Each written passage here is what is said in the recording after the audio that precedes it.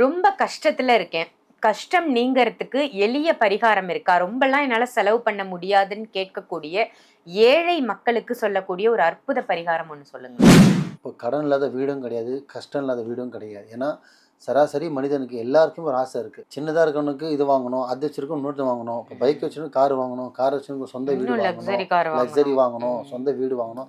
இந்த மாரி ஆசைகள் அதிகமாகி அது இது கடன்ல முடியும். வாங்குற போது சந்தோஷம் அந்த ஒரு நொடி தான் இருக்கும். ஆனா, அந்த கடன கட்ட முடியறதுக்கு ஒரு நொடியும் மனசு வலி இருக்கும் பாருங்க. அத இறைவன் தான் அறிவான். கடத்தால கஷ்டப்படுறீங்க, மனதால கஷ்டப்படுறீங்க, உங்க கஷ்டம் நீங்கணும் அப்படின்னா, இது ரொம்ப ஈஸியான மெத்தட் தான்.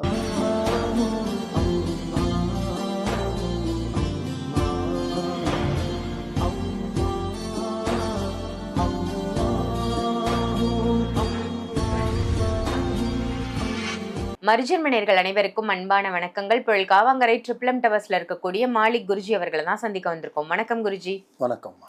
ரொம்ப கஷ்டத்துல இருக்கேன். கஷ்டம் நீங்கறதுக்கு எளிய பரிகாரம் இருக்கா? ரொம்பலாம் என்னால செலவு பண்ண முடியாதுன்னு கேட்கக்கூடிய ஏழை மக்களுக்கு சொல்லக்கூடிய ஒரு அற்புத பரிகாரம் ஒண்ணு சொல்லுங்களேன். நல்லா கேட்டீங்கம்மா. இப்போ கடன் இல்லாத வீடும் கிடையாது, கஷ்டம் இல்லாத வீடும் கிடையாது. ஏன்னா, சராசரி மனிதனுக்கு எல்லாருக்கும் ஒரு ஆசை இருக்கு. சின்னதா இருக்கவனுக்கு இது வாங்கணும், அது வச்சிருக்கவன் இன்னொருத்தன் வாங்கணும். இப்போ பைக் வச்சிருக்கவன் கார் வாங்கணும், கார் வச்சிருக்கவன் சொந்த வீடு இன்னும் வாங்கணும், லக்ஸரி கார் லக்ஸரி வாங்கணும். வாங்கணும், சொந்த வீடு வாங்கணும். இந்த மாரி ஆசைகள் அதிகமாகி அது இது கடன்ல முடியுது. அந்த கடன் வாங்கினது மனசும், உடம்பும் பார்த்தீங்கன்னா கஷ்ட சூழ்நிலைக்கு வந்துடுறாங்க. உடலாலையும் கஷ்டப்படுறாங்க, மனதாலையும் கஷ்டப்படுறாங்க. வாங்குற போது சந்தோஷம் அந்த ஒரு நொடி தான் இருக்கும். ஆனா, அந்த கடன கட்ட முடியறதுக்கு ஒரு நொடியும் மனசு வலி இருக்கும் பாருங்க. அத இறைவன் தான் அறிவான். ஸோ, தயவு செஞ்சு கடன் வாங்காதீங்க. கடனால தான் ஒரு வீட்ல வந்து ஒரு பிரிவினை வர்றது. அந்த வாங்கும்போது இருக்கிற சந்தோஷம், கட்டும்போது இருக்கிற கஷ்டத்தோட ஒண்ணுமே கிடையாது. உண்மதானே? உண்மை. வாங்குற சந்தோஷம் ஒரு நாளு. ஆமா, எக்ஸாம்பிளுக்கு ஒரு கட்டுறது. பைக் வாங்குறீங்கன்னு வச்சுக்கங்களேன், ஒரு நாள் ஹாப்பியா ஓட்டிடுவீங்க. ஆனா, அதுக்கு 5 வருஷம் நீங்க டியூ கட்டுறதுக்குள்ள ஒரு வழி ஆயிடுவீங்க. அது யாரும் புரிஞ்சுக்கிறது இல்ல. ஒரு நாள் சந்தோஷத்துக்கு 5 வருஷம் வாழ்க்கை இழக்குறாங்க. தப்பு மட்டும் செய்யாதீங்க. ஸோ, இது கடத்தால கஷ்டப்படுறீங்க, மனதால கஷ்டப்படுறீங்க, உங்க கஷ்டம் நீங்கணும் அப்படின்னா, இது ரொம்ப ஈஸியான மெத்தட் தான். இது வந்து என்கிட்ட வந்தா இதுக்கு பரிகாரமும் என்னால பண்ணி தர முடியும். இல்ல குருஜி, உங்ககிட்ட வரதுக்கு கூட என்ட்ட பணம் இல்ல.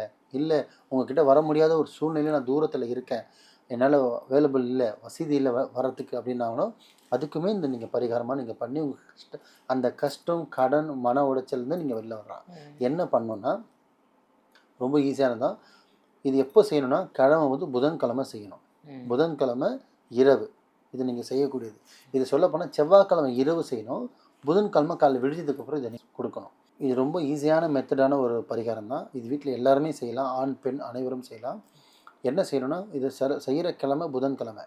செய்கிற வேலை என்ன செய்யணும்னா, ஒரு பச்சை கலர் துணி ஒன்று எடுத்துக்கோங்க. இதை வந்து புதன்கிழமை காலையில் இந்த வேலை நம்ம செய்ய போகிறோம். ஆனால் நம்ம செவ்வாய்க்கிழமை இது விதைக்கணும். எப்படின்னா, பச்சை பயிர் இருக்கு இல்லையா, பச்சை பயிர் வாங்கி காலையில் செவ்வாய்க்கிழமை ஊற வச்சுருங்க. ஒரு 1/4 கிலோ வாங்கி. நல்லா கேட்டுங்க மக்களே. செவ்வாய்க்கிழமை 1/4 கிலோ பச்சை பயிர் வாங்கி ஊற வைக்கிறீங்க. நைட்டுக்குள்ளே அது நல்லா ஊறிடும்.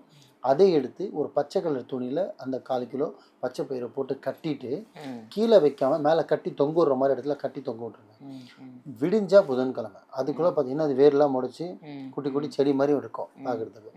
அதை எடுத்துக்கிட்டு, அதை எடுக்கிறதுக்கு முன்னாடி நீங்கள் உங்களை உடலையும் மனசையும் சுத்தம் பண்ணிவிட்டு குளிச்சிருங்க. சுத்தபத்தமாக ஆகிடுங்க. இது எப்போ பண்ணுன்னா, இந்த 5லேருந்து 7 மணி. எப்படி 5லேருந்து இந்த சூரியன் பிரம்ம முகூர்த்தத்துலேயும் ப்ளஸ் சூரியன் உதிர்ச்சி உக்ரம் ஆவரும் போது இந்த அந்த கிளைமேட்டே சூப்பராக இருக்கும் பார்த்தீங்கன்னா. அந்த நேரத்தில் பார்த்தீங்கன்னா அதை எடுத்துகிட்டு நீங்கள் மொட்டை மாடி வீடாக இருந்தால் மொட்டை மாடியில் போயிட்டு ஜீவராசிக்கு அது போடணும். எப்படின்னா காக்கா, புறா, குருவி இந்த மாதிரி விஷயத்துக்கு உங்கள் மொட்டை மாடியில் போடலாம். இல்லை குருஜி வீட்டில் மொட்டை மாடியில் ஓடு வீடாக இருந்தாலும் நீங்கள் ஓட்டு மேலே கூட நீங்கள் அதை போட்டு விடலாம். ஓட்டு மேலே என்ன சாப்பிடும்? காக்கா, குருவி, இதுதான் புறா, இதுதான் சாப்பிடும். ஸோ அந்த மாதிரி இடத்துல போட்டுடணும். கீழே இது போடக்கூடாது. எப்படின்னா மேலே தூக்குன மாதிரி. ஏன்னா கீழே நடக்கிற ஜீவராசிகளுக்கு அனைத்து உணவும் கிடைக்கும். ஆனால் பறக்கிற ஜீவராசிக்கு சில உணவுகள் தான் கிடைக்கும். அதனால அதோட தவிப்பு ரொம்ப அதிகமாக இருக்கும். ஏன்னா கீழே வந்தால் தான் உணவு. அதனால நம்ம அது உணவு பார்த்திங்கன்னா மேலே தூக்குன மாதிரி மொட்டை மாடிலேருந்தும் போட்டுடலாம், மொட்டை மாடிலையும் போடலாம், ஓடுலேயும் போடலாம், ஒரு ஓரமாக அப்படி போட்ட மாதிரியும் போடலாம். அது வச்சுட்டாலே அது குருவி, புறா, காக்கா, இந்த மாதிரி கிளிகள், இந்த மாதிரி ஜீவராசிகள் அதை சாப்பிட்டுட்டு அது கொடுக்க பாருங்க அந்த வாழ்த்து. அதுதான் உங்களோட கஷ்டம் நீங்கிறதுக்கும், அந்த கடன் நீங்கிறதுக்கும், அந்த பிரச்சனையிலேருந்து நீங்கள் மீண்டு வெளியில் வரதுக்கான ஒரு பரிகாரம். ஏன் அப்படின்னா, ஒரு பயிர் போகிறதால நம்மளுக்கு பரிகாரம் நீங்குமா நீங்கள் நினைக்கலாம். ஆனால் நீங்கள் காலையில் வாங்கின்னு வந்து அது அறுவடை பண்ணுற மாதிரி, அதை விதைக்கிற மாதிரி அதை ஊற வச்சு, அதை நீங்கள் கழுவி அதை ஒரு துணியில் கட்டி, அதை காலிலேருந்து நீங்கள் குளிச்சுட்டு அந்த டைமில் அது ஒன்று நீங்கள் எடுத்து மேலே போகிறீங்க பாருங்க, ஒரு பொறுப்பாக அதை செய்கிறீங்க பாருங்க, அந்த கஷ்டப்படுறது தான் உங்களுக்கு பலன் கிடைக்கும். இது வந்து ரொம்ப பவர்ஃபுல்லு. கஷ்டம் நான் மன கஷ்டம் பண கஷ்டம் தான் சொல்லியிருக்கேன். நீங்கள் எந்த விதத்தில் ஒரு ஹஸ்பண்ட் ஒய்ஃப் கஷ்டம், உங்கள் மன கசப்பில் இருக்கீங்க, ஒரு துன்பத்தில் இருக்கீங்கன்னா கூட சரி, ஒரு ரொம்ப துன்பப்பட்டு இருக்கீங்கன்னா கூட இதை நீங்கள் செய்யலாம். ஏன்னா ஒரு மனுஷன் நம்மளை வாழ்த்துறதோட ஒரு வாய் பேச முடியாத ஒரு ஜீவராசி வாழ்த்துறது, அந்த வாழ்த்து வந்து நம்மளோட கருமாவே குறைக்கும்னு சொல்லுவாங்க முன்னோர்கள். அதனால் இது முழு நம்பிக்கையோட பண்ணுங்கள். 100% ரிசல்ட் வரும். நல்லதே நினைங்க, நல்லதே செய்யுங்க, நல்லதே நடக்கும். ரொம்ப சிறப்பா சொன்னீங்க. ஒரு சின்ன ஜீவராசிக்குள்ளேயும் மனசு இருக்கு, பசி இருக்கு. அந்த பசி ஆற்றுவதற்கு நம்ம என்ன பண்ணணும், அதுவும் குறிப்பிட்ட கிழமையில பண்ணா கர்மா கரையும் அப்படின்னு ரொம்ப நல்ல தகவல் கொடுத்ததற்கு நன்றி குருஜி. நன்றிம்மா.